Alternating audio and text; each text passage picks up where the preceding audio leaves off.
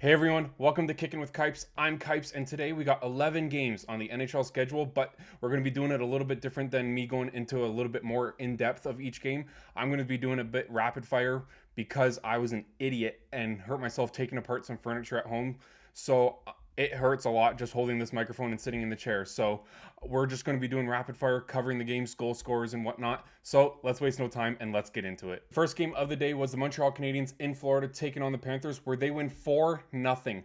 Their rookie goalie, Jakub Dobish, I think is how you say it, he gets a shutout in his NHL debut. Amazing accomplishment. Not many people have done that. He joins John Gibson of the Anaheim Ducks as the only active goalie to do that in his NHL career. So a massive start to his NHL career. Hopefully he can keep it up. There's not many harder opponents to get your first NHL career start. So doing this against the Florida Panthers, a massive accomplishment for Jakub Dobish. Since it was only 4-0, it was Kirby Dach scoring twice for the Montreal Canadiens. Caulfield and Evans were the other two goal scorers for the Montreal Canadiens.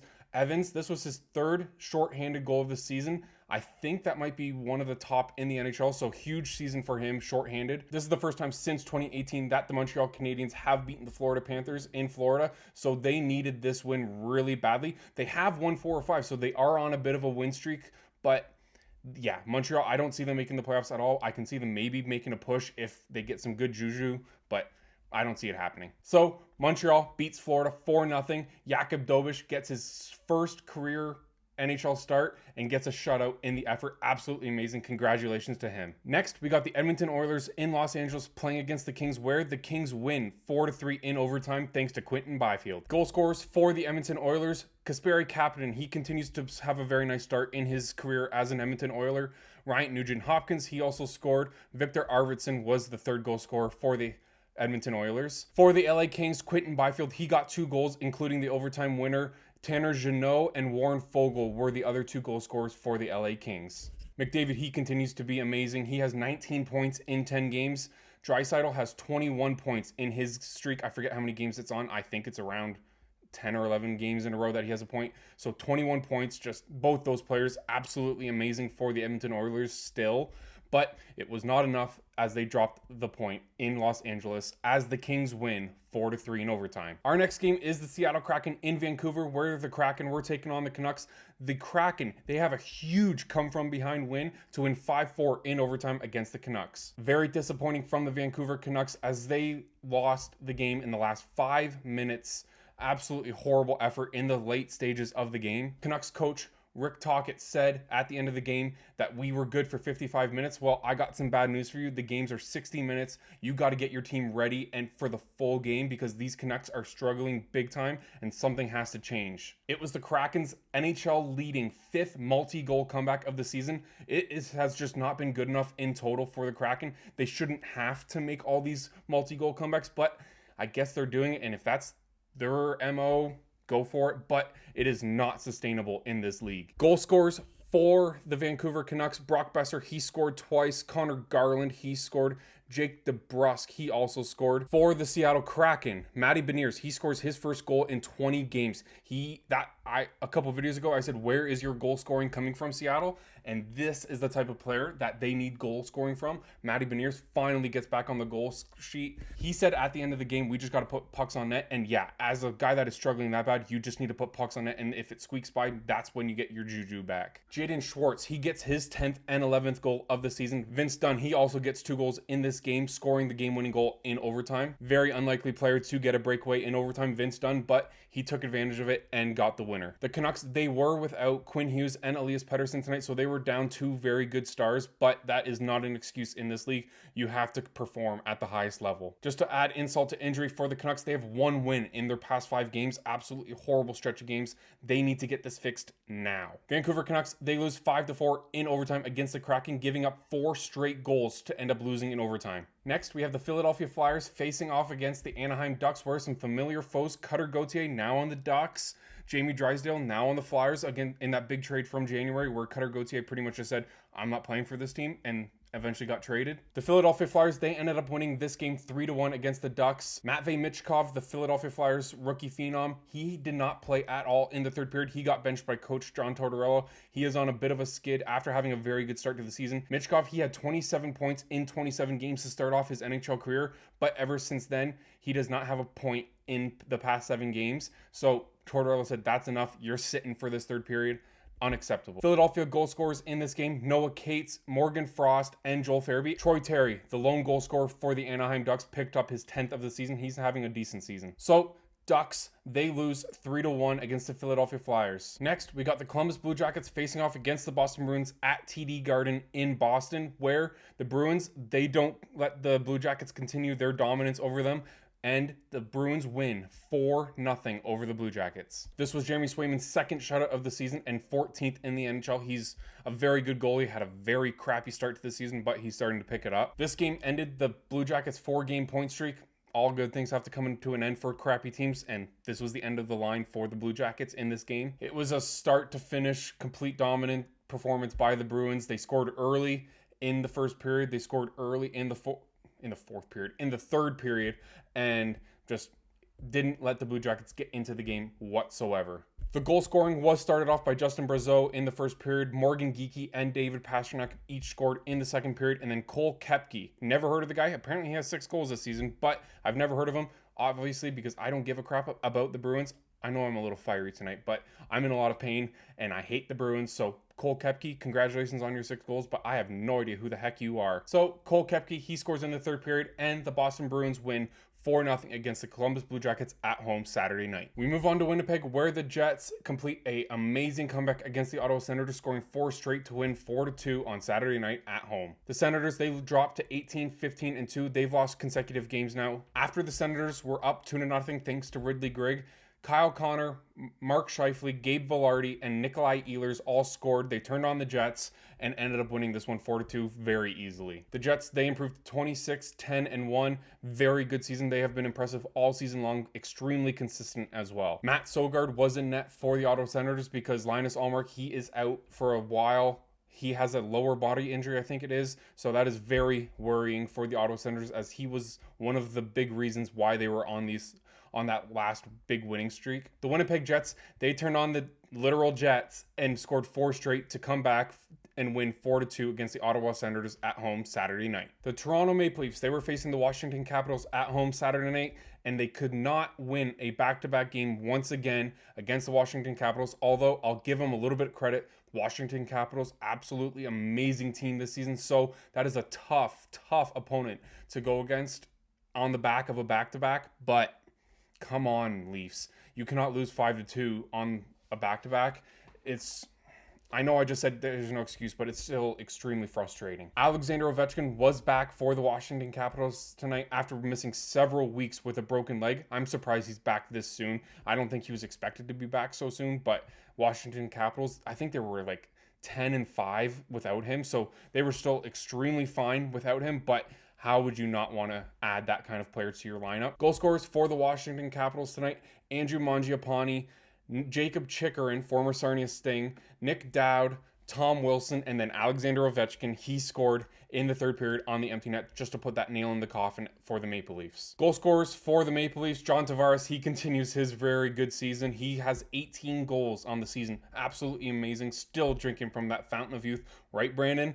And Bobby McMahon, he picked up his 10th goal of the season. He's also having a pretty good season after being hurt at the beginning of the season. So the Leafs are disappointing on the back-to-back. Once again, they lose 5-2 against the Washington Capitals. Moving on down to Tampa Bay, where the Lightning are facing off against the New York Rangers. The Rangers continue to suck this season. They lose 6-2. Just another horrible performance from the New York Rangers. Igor Shesterkin, he got the yank in the second period. Jonathan Quick came in and made a couple saves, but just horrible again from their superstar goalie. I'm not putting too much on Shesterkin because we know what he can do if he has solid defense in front of him. I don't know what else to say except for somebody's got to get fired. They've made trades already. That's obviously not working. Maybe make some more trades because I don't see why many New York players want to stay right now. Obviously, you want to stay because you're playing in New York. Madison Square Garden is the epicenter of hockey, but at the same time, you hate losing this many games on a team that's supposed to be very good. So what else happens? You've made trades. That hasn't worked. I think you need to make a change at coaching or in management. Chris Drury or Peter Laviolette, I think either one or both of them have to go in order to get this dressing room back in check. 6 individual goal scorers for the Tampa Bay Lightning: Kucherov, McDonough, Braden Point, Anthony Cirelli, Jake Gensel, and Nick Paul all scored for the Tampa Bay Lightning. An extremely well-rounded team performance from the Bolts tonight. The 2 lone goal scorers for the New York Rangers are Temi Panarin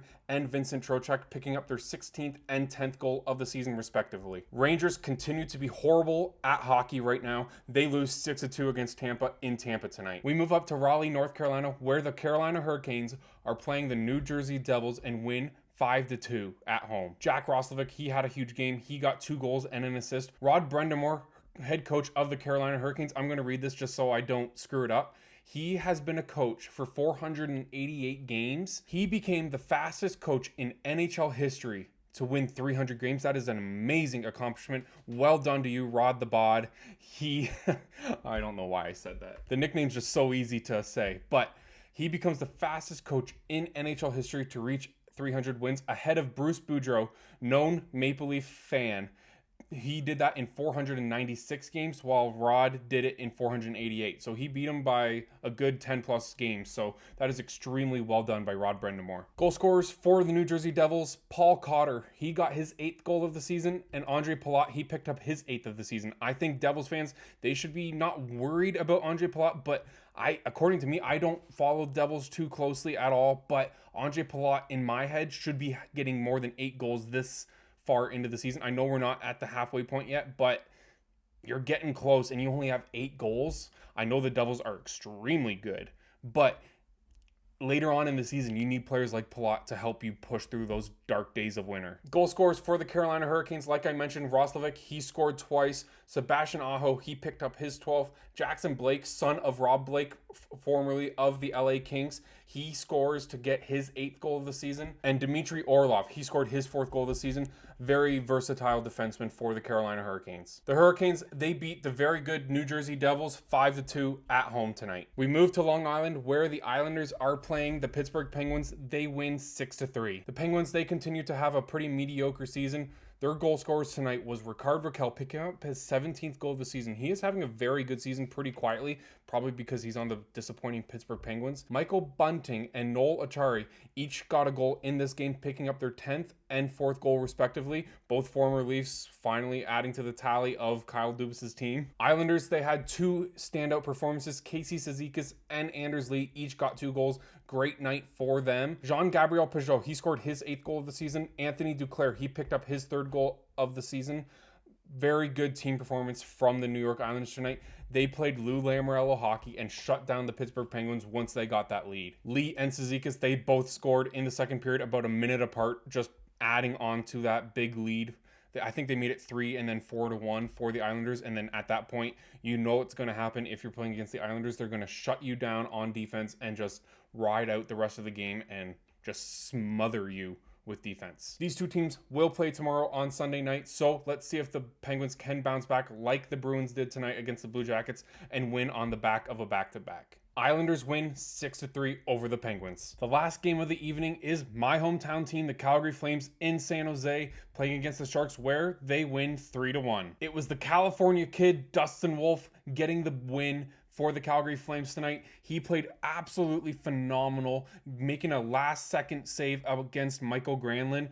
Absolutely beautiful save. That save directly led to the Flames getting the puck out of the zone, where Martin Pospisil made an amazing effort against Celebrini. They both fell into the boards, and then Hubie-Dooby-Doo, Jonathan Huberdeau, he gets his second goal of the game with 0.4 seconds left on the clock and ensured that win for the Calgary Flames. Speaking of Macklin Celebrini, he was the lone goal scorer for the San Jose Sharks. He is having an absolutely amazing rookie campaign for the San Jose Sharks.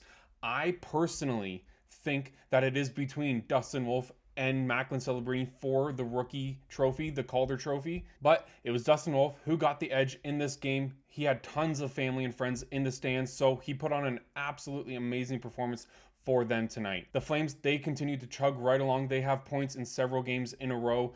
They head to Vegas tomorrow night, where they will face off against the Vegas Golden Knights. So that is a huge test for this Flames team. So hopefully Dan Vladar, he can play better than he has been lately. So we shall see, and we'll see you then tomorrow night to cover that game as well. Just one quick little note on the San Jose Sharks. Their goalie, Yaroslav Askarov, the rookie goalie, he played so good tonight. He was the only reason it wasn't 4 or 5-1 for the Flames. He made some amazing point-blank saves, keeping the Sharks in this game. I think that this Askarov kid is going to be an exceptional player and goaltender in this league. It's just going to take a little bit before he gets some solid defending in front of him and some solid points and goals to support his brilliant performances. So the Calgary Flames, they win 3-1 against the San Jose Sharks in San Jose. Thank you so much for watching this video. Sorry that it was a bit of a rapid fire. It was 11 games. We covered them all no matter what. No matter how much pain I am in right now, they are all covered for you. Hope you enjoyed this video. We will see you tomorrow where there are games to cover. Again, follow me on YouTube, follow me on TikTok, follow me on Instagram. I am on them all. Thank you for all the support so much, and I'll see you tomorrow night.